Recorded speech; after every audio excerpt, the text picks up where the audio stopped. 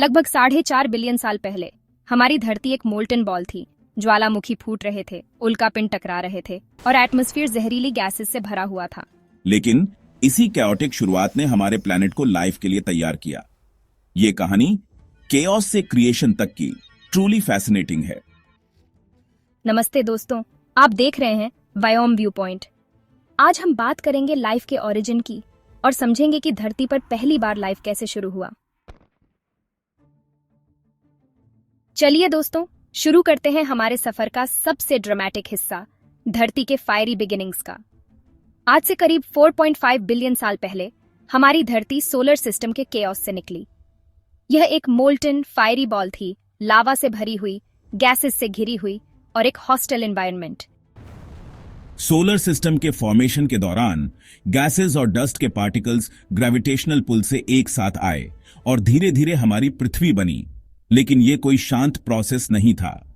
लगातार मीटियोराइट्स के टकराव और वोल्केनिक इरप्शंस ने धरती को एक हेलिश लैंडस्केप में बदल दिया।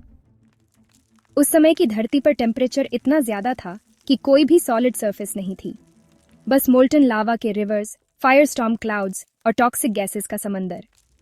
एटमॉस्फेयर में ऑक्सीजन नाम की कोई चीज नहीं थी, सिर्फ कार्बन डाइऑक्साइड, नाइट्रोजन और मीथेन का राज था। ऐसा हॉस्टाइल एनवायरनमेंट सुनने में स्कैरी लगता है, लेकिन यही कंडीशंस आगे चलकर लाइफ के लिए फाउंडेशन बने। वोल्केनोज और मीटियर्स के टकराने से धरती पर एसेंशियल एलिमेंट्स जैसे कार्बन, हाइड्रोजन और नाइट्रोजन जमा हुए। लगभग 4 बिलियन साल पहले धरती ने धीरे धीरे कूल होना शुरू किया।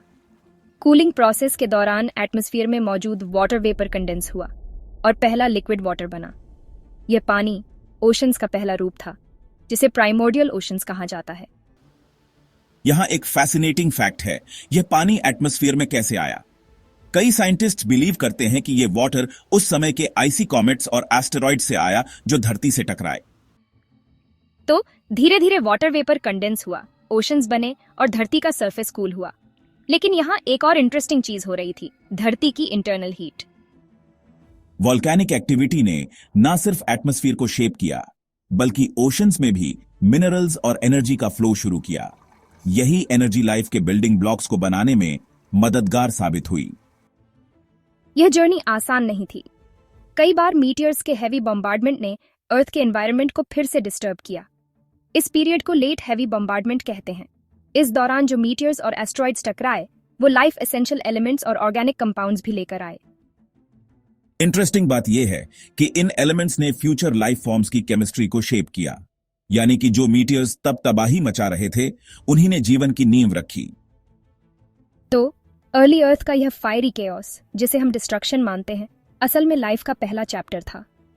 फायर और वाटर का यह कॉम्बिनेशन लाइफ की केमिस्ट्री को स्पार्क करने के लिए जरूरी था। यही फायरी बिगिनिंग्स हमें सिखाते हैं कि केओस से क्रिएशन हो सकता है। अर्ली अर्थ के हॉस्टाइल कंडीशंस ही हमारी एग्जिस्टेंस का बेस बने। क्या यह एक कॉस्मिक मिरेकल था या नेचर की केयरफुली प्लान्ड प्रोसेस? इसी सवाल के जवाब में छिपा है हमारा अगला चैप्टर, केमिकल सूप और लाइफ का पहला स्टेप। इसलिए जुड़े रहिए, क्योंकि असली कहानी तो अब शुरू होती है। तो दोस्तों, जब धरती ने कूलिंग शुरू की और ओशंस का निर्माण हुआ, तो हमारे प्लेनेट पर एक नया चैप्टर शुरू हुआ, a chemical soup of potential. ये ओशंस कोई आम पानी के बॉडीज नहीं थे, बल्कि एक प्राइमोर्डियल केमिकल लैबोरेटरी थे, जिसमें लाइफ के बिल्डिंग ब्लॉक्स बनने की शुरुआत हुई। इमेजिन कीजिए एक विशाल समुद्र, जिसमें गैसेस डिसॉल्व हो रही थीं, मिनरल्स मिक्स हो रहे थे और लाइटनिंग स्ट्राइक्स रिएक्शंस को स्पार्क कर रहे थे। यही प्राइमोर्डियल सूप साइंटिस्ट्स के अनुसार लाइफ के पहले केमिकल रिएक्शंस का बर्थ प्लेस था। लेकिन ये रिएक्शंस शुरू कैसे हुए? चलिए इसको थोड़ा डिटेल में समझते हैं। अर्ली अर्थ के एटमॉस्फेयर में कार्बन डाइऑक्साइड, मीथेन, अमोनिया और वाटर वेपर मौजूद थे। जब लाइटनिंग स्ट्राइक्स और वोल्केनिक हीट ने एनर्जी प्रोवाइड की, तो इन मॉलिक्यूल्स ने आपस में रिएक्ट करना शुरू किया। 1950 के दशक में एक एक्सपेरिमेंट ने इस थ्योरी को प्रूव किया। इसे मिलर-यूरी एक्सपेरिमेंट कहते हैं। इस एक्सपेरिमेंट में साइंटिस्ट ने अर्ली अर्थ की कंडीशंस को रेप्लिकेट किया और पाया कि सिंपल गैसेस से अमीनो एसिड्स बन सकते हैं, जो प्रोटीन्स और लाइफ के एसेंशियल बिल्डिंग ब्लॉक्स का बेस हैं। प्रिमोर्डियल सूप सिर्फ एक ओशियानिक कॉकटेल नहीं था, इसमें हाइड्रोथर्मल वेंट्स का भी बड़ा रोल था। ओशन फ्लोर के ये वेंट्स मिनरल्स और हीट रिलीज करते थे जो केमिकल रिएक्शंस के लिए आइडियल कंडीशंस क्रिएट करते थे। हाइड्रोथर्मल वेंट्स ने न सिर्फ एनर्जी प्रोवाइड की बल्कि अर्थ के डीप ओशन में कॉम्प्लेक्स मॉलिक्यूल्स के फॉर्मेशन को एक्सेलरेट किया। ये मॉलिक्यूल्स धीरे धीरे ऑर्गेनिक कंपाउंड्स में ट्रांसफॉर्म होने लगे। यहीं से शुरू हुआ लाइफ का पहला स्पार्क। सिंपल मॉलिक्यूल्स से कॉम्प्लेक्स ऑर्गेनिक कंपाउंड्स बने और ये कंपाउंड्स क्लस्टर्स या प्रोटोसेल्स में ऑर्गेनाइज होने लगे। प्रोटोसेल्स वो स्ट्रक्चर्स थे जो पहली बार सेल्फ रेप्लिकेट करने लगे। लेकिन यहाँ एक बड़ा सवाल है, क्या ये रिएक्शंस एक रैंडम प्रोसेस थे या नेचर ने इसे केयरफुली गाइड किया? कई साइंटिस्ट बिलीव करते हैं कि अर्थ के केमिकल एंड फिजिकल कंडीशंस इतने परफेक्ट थे कि ये प्रोसेस ऑलमोस्ट इनएविटेबल था। इस एंटायर प्रोसेस में एनर्जी का रोल बहुत इंपॉर्टेंट था। लाइटनिंग स्ट्राइक्स, यूवी रेडिएशन और वोल्केनिक एक्टिविटी ने लाइफ के बिल्डिंग ब्लॉक्स को बनाने में एनर्जी प्रोवाइड की। ये एनर्जी रिएक्शंस को ड्राइव करती रही और धीरे धीरे एक सेल्फ सस्टेनिंग सिस्टम डेवलप हुआ। लेकिन सिर्फ मॉलिक्यूल्स बन जाना ही काफी नहीं था। इन मॉलिक्यूल्स को स्टेबिलिटी और प्रोटेक्शन चाहिए थी जो उन्हें मेम्ब्रेन्स के अंदर मिली। यही मेम्ब्रेन्स आगे चलकर सेल्स के स्ट्रक्चर का फाउंडेशन बनी। अर्थ का ये केमिकल सूप किसी जायंट एक्सपेरिमेंट से कम नहीं था। एक तरफ रिएक्शंस हो रही थी और दूसरी तरफ मॉलिक्यूल्स के ऑर्गेनाइज होने का प्रोसेस। यही ऑर्गेनाइजेशन आगे चलकर बायोलॉजी के बेसिक रूल्स को डिफाइन करता है। ये फैसिनेटिंग जर्नी हमें सिखाती है कि नेचर के पास कितना पेशेंस और प्रिसीजन है। बिलियंस ऑफ ईयर्स तक छोटे छोटे चेंजेस ने एक ऐसा सिस्टम बनाया जो आगे चलकर लाइफ फॉर्म्स को सस्टेन कर सके। तो दोस्तों, ये था अर्थ का प्रिमोर्डियल सूप, एक ऐसा केमिकल कॉकटेल जिसने लाइफ को सबसे पहला मौका दिया। लेकिन क्या ये मॉलिक्यूल्स सिर्फ ओशंस तक सीमित रहे या इन्होंने सरफेस पर आकर भी लाइफ को शेप किया? इस सवाल का जवाब मिलेगा हमारे अगले चैप्टर में, जहां हम एक्सप्लोर करेंगे कि मॉलिक्यूल्स से माइक्रो ऑर्गेनिजम्स तक का ये सफर कैसे पूरा हुआ। बने रहिए हमारे साथ वायोम व्यू पॉइंट पर। दोस्तों, जब हम जीवन की उत्पत्ति की बात करते हैं तो हमारे पास कई साइंटिफिक थ्योरीज हैं जो अलग अलग पर्सपेक्टिव से इस पजल को समझाने की कोशिश करती है। लेकिन हर थ्योरी का अपना चार्म और मिस्ट्री है। चलिए सबसे पहले बात करते हैं एबियोजेनेसिस थ्योरी की। यह थ्योरी कहती है कि लाइफ स्पॉन्टेनियसली यानी अपने आप इनऑर्गेनिक मैटर से पैदा हुई। लेकिन इसे समझने के लिए हम थोड़ा पीछे चलते हैं, जहां मिलर यूरी एक्सपेरिमेंट ने लाइफ के बेसिक बिल्डिंग ब्लॉक्स को रेप्लिकेट किया। इस एक्सपेरिमेंट ने प्रूव किया कि अर्ली अर्थ की कंडीशंस के तहत अमीनो एसिड्स जैसे कॉम्प्लेक्स मॉलिक्यूल्स बन सकते हैं। लेकिन सवाल यह था, क्या ये मॉलिक्यूल्स लाइफ में कन्वर्ट हो सकते हैं? अब आते हैं दूसरी थ्योरी पर, जिसे कहते हैं पैनस्पर्मिया थ्योरी। ये थ्योरी सजेस्ट करती है कि लाइफ अर्थ पर बाहर से यानी स्पेस से आई। क्या ऐसा हो सकता है कि मीटियर्स और एस्ट्रॉइड्स माइक्रोब्स को अपने साथ लाए हों? इंटरेस्टिंगली, साइंटिस्ट ने स्पेस में कुछ माइक्रोब्स को सर्वाइव करते हुए पाया है। ये माइक्रोब्स एक्सट्रीम कंडीशंस में भी जिंदा रहते हैं, जिससे ये थ्योरी और फैसिनेटिंग बन जाती है। अब बात करते हैं हाइड्रोथर्मल वेंट थ्योरी की। ये थ्योरी कहती है कि डीप सी वेंट्स, जहां से हॉट गैसेस और मिनरल्स रिलीज होते हैं, लाइफ के लिए आइडियल स्टार्टिंग पॉइंट्स थे। इन वेंट्स ने न सिर्फ एनर्जी प्रोवाइड की बल्कि ऐसी कंडीशंस भी क्रिएट की जहां कॉम्प्लेक्स मॉलिक्यूल्स ऑर्गेनाइज होकर लाइफ लाइक सिस्टम्स में कन्वर्ट हुए। एक और इंटरेस्टिंग थ्योरी है क्ले हाइपोथेसिस। क्या आप जानते हैं कि क्ले की सर्फेसेस ने लाइफ के मॉलिक्यूल्स को स्टेबलाइज करने में मदद की हो सकती है? साइंटिस्ट्स बिलीव करते हैं कि क्ले ने ऑर्गेनिक मॉलिक्यूल्स को एक जगह होल्ड किया और केमिकल रिएक्शंस को स्पीड अप किया। क्ले ने न सिर्फ स्टेबिलिटी दी बल्कि लाइफ के पहले सेल्फ रेप्लिकेटिंग सिस्टम्स को भी सपोर्ट किया। यह सेल्फ रेप्लिकेशन लाइफ का सबसे बड़ा हॉलमार्क है। अब बात करते हैं मॉडर्न थ्योरी यानी आरएनए वर्ल्ड हाइपोथेसिस। यह थ्योरी कहती है कि आरएनए, जो एक जेनेटिक मॉलिक्यूल है, लाइफ के सबसे पहले मॉलिक्यूल्स में से एक था।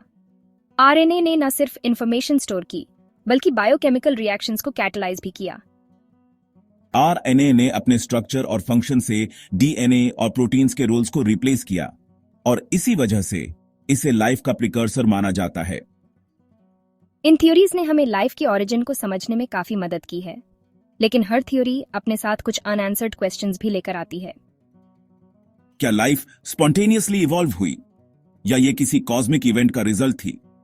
इन सवालों के जवाब आज भी साइंटिस्ट्स के लिए मिस्ट्रीज बने हुए हैं।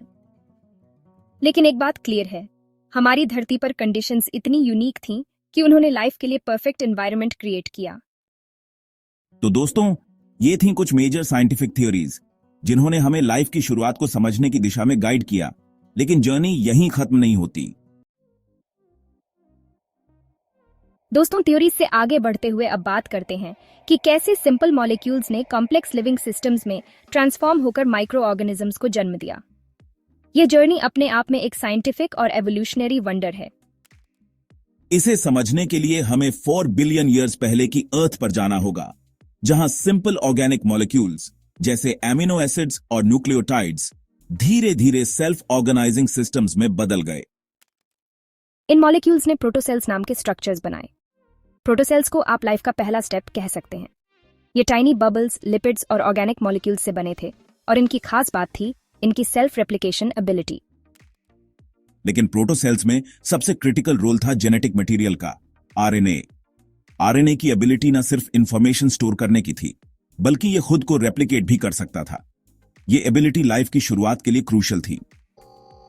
अब बात करते हैं एनर्जी की। क्या आप जानते हैं कि माइक्रो ऑर्गेनिजम्स ने सबसे पहले एनर्जी जनरेट करने के लिए सनलाइट का इस्तेमाल किया?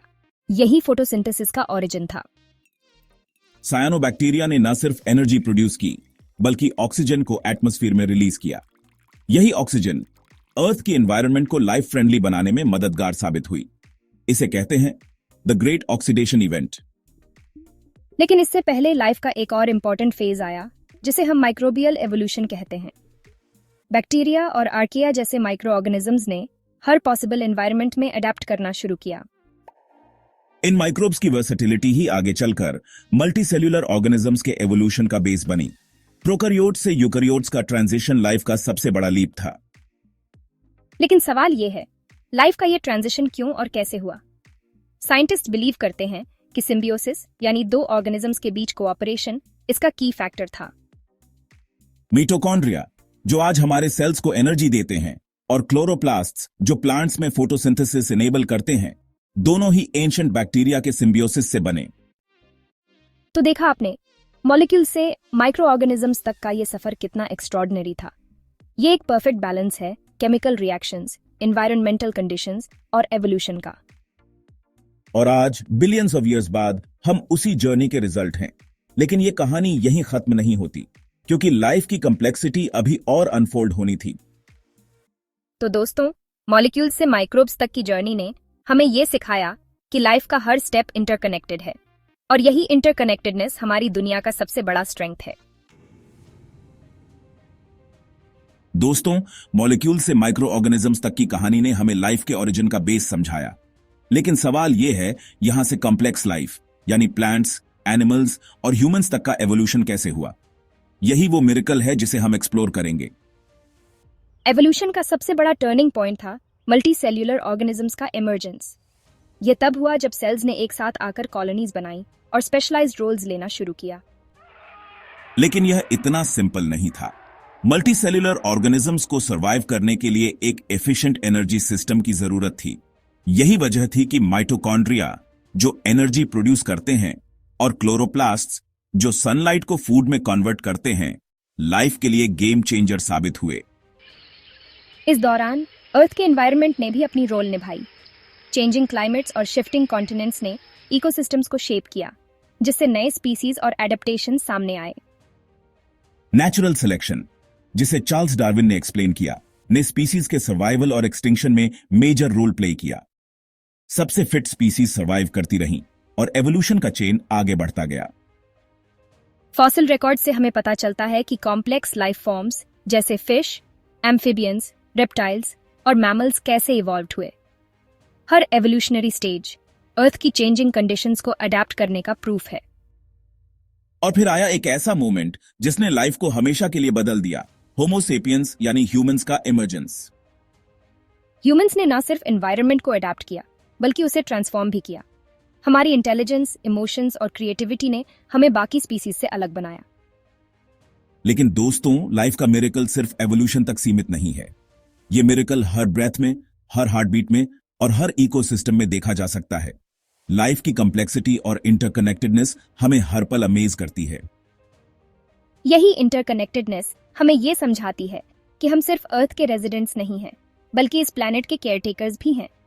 लाइफ का मिरेकल सेलिब्रेट करने के साथ साथ हमें इसे प्रिजर्व भी करना है।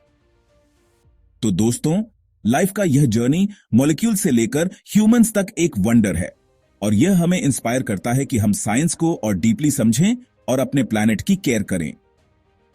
आखिर में लाइफ का मिरेकल हमें यह सिखाता है कि हमारी जर्नी साइंस, क्यूरियोसिटी और कंपैशन से जुड़ी हुई है और यही हमें आगे बढ़ने की मोटिवेशन देता है। दोस्तों, मॉलिक्यूल्स से माइक्रो ऑर्गेनिजम्स और माइक्रो ऑर्गेनिजम्स से ह्यूमंस तक की जर्नी ने हमें लाइफ के ओरिजिन्स और उसके एवोल्यूशन की कहानी सुनाई। ये सिर्फ साइंस की कहानी नहीं है, ये क्यूरियोसिटी, स्ट्रगल और सर्वाइवल की कहानी है। लाइफ की शुरुआत शायद छोटे केमिकल रिएक्शन से हुई हो, लेकिन आज यह रिएक्शंस इतने कम्प्लेक्स सिस्टम्स और वाइब्रेंट इकोसिस्टम्स में इवॉल्व हो चुके हैं जो हर पल हमें अमेज करते हैं। लेकिन अर्थ पर लाइफ सिर्फ पास्ट की कहानी नहीं है, यह प्रेजेंट की रिस्पॉन्सिबिलिटी और फ्यूचर की होप है। हमें यह याद रखना होगा कि हमारी हर छोटी एक्शन, जैसे नेचर को रिस्पेक्ट करना, रिसोर्सेज को कंजर्व करना और एक सस्टेनेबल फ्यूचर की तरफ बढ़ना, लाइफ के इस इनक्रेडिबल जर्नी का हिस्सा है। तो दोस्तों, लाइफ की यह कहानी हमें इंस्पायर करती है कि हम अपनी नॉलेज और कंपैशन का यूज करके अपने प्लैनेट को और बेहतर बनाएं। व्योम व्यू पॉइंट का यही मकसद है, साइंस की डीप अंडरस्टैंडिंग को फन और एंगेजिंग तरीके से आपके पास लाना, ताकि हम सब मिलकर अपने भविष्य को और ब्राइट बना सकें। अगर आपको ये जर्नी इंटरेस्टिंग लगी हो तो हमारे चैनल को लाइक, सब्सक्राइब और शेयर करना ना भूलें और कमेंट्स में बताएं कि आप अगले टॉपिक के लिए क्या एक्सप्लोर करना चाहते हैं। व्योम व्यू पॉइंट से जुड़े रहिए, क्योंकि हम साइंस की हर कहानी को आपकी क्यूरियोसिटी के साथ जोड़ते रहेंगे।